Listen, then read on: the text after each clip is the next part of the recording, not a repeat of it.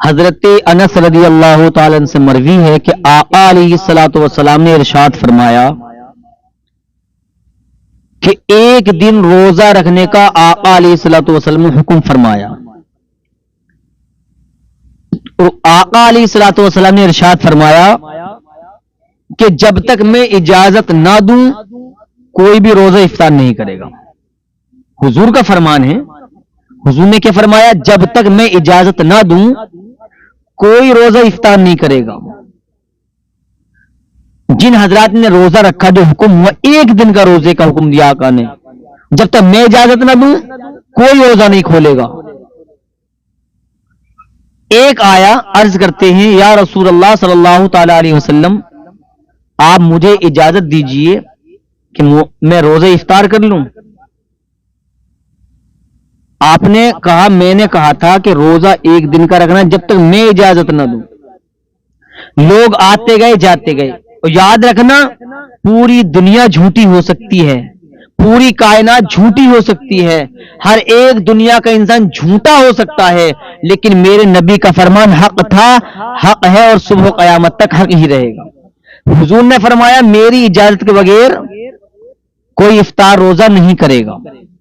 ایک شخص حاضر ہوا، عرض کرتا ہے یا رسول اللہ صلی اللہ تعالی علیہ وسلم، میرے گھر میں دو عورتوں نے روزہ رکھا ہے اور آپ کے سامنے آنے سے شرماتی ہیں، ان کو حیا آتی ہے۔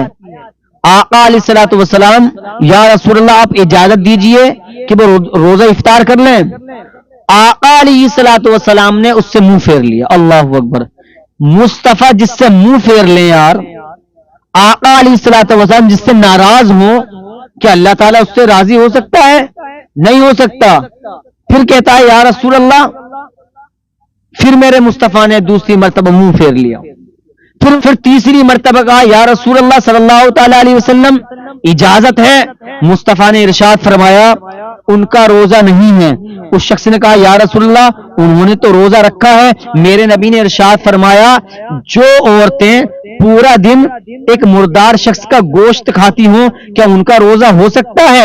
پھر اس نے کہا یا رسول اللہ انہوں نے تو کوئی گوشت نہیں کھایا ہے، انہوں نے تو کوئی غذا نہیں کھائی ہے، انہوں نے تو کوئی رزق نہیں کھایا ہے۔ مصطفیٰ نے ارشاد فرمایا وہ جو تمہارے گھر کی جو دو عورتیں ہیں وہ چگلی کیا کرتی ہیں، اور چگلی کرنے کا کیا معاملہ ہے؟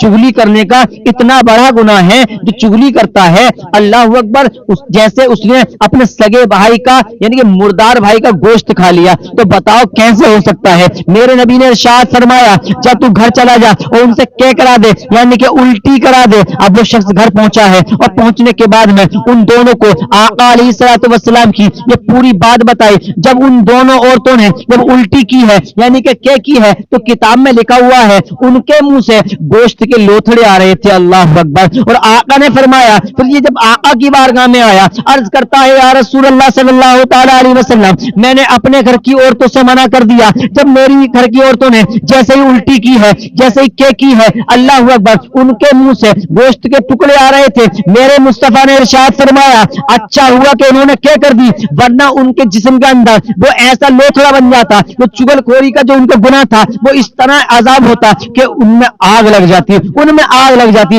بتانا یہ ہے کہ کنیز فاطمہ بن جاؤ، چگلی نہ کیا کرو۔ اگر اتنے دل کے تمہارے جسم کے اندر اللہ تعالیٰ نے دل دیا ہے تو کسی کے سامنے جو بات کہنی ہے اس کے منہ پر کہہ دو، اگر کوئی بات ہے تو اس کو سمجھا دو۔ جب تم کسی کو بات سنو تو سمجھانے کا کام کرو گی تو یہ اس کے لیے نصیحت ہوگی، لیکن تم دوسروں سے چگلی کرو گی تو تمہاری بے عزتی ہوگی، تمہاری جو ہے وہ اللہ تعالیٰ بھی ناراض ہو جائے گا۔ اس لیے تم جس کے لیے سمجھا رہی ہو اس کو ہی سمجھاؤ، اس کی برائی نہ کرو، اس کی چگلی نہ کرو۔ مصطفیٰ نے فرمایا اگر یہ کہہ نہیں کرتی عورتیں، اگر یہ الٹی نہیں کرتی تو یہ آگ بن جاتی اور آگ ان کو جلا دیتی۔ اسی لیے کہتا ہوں مصطفیٰ کا فرمان حق ہے اور حق ہی رہے گا، بس ان چیزوں سے ہمیں بچنا ہے۔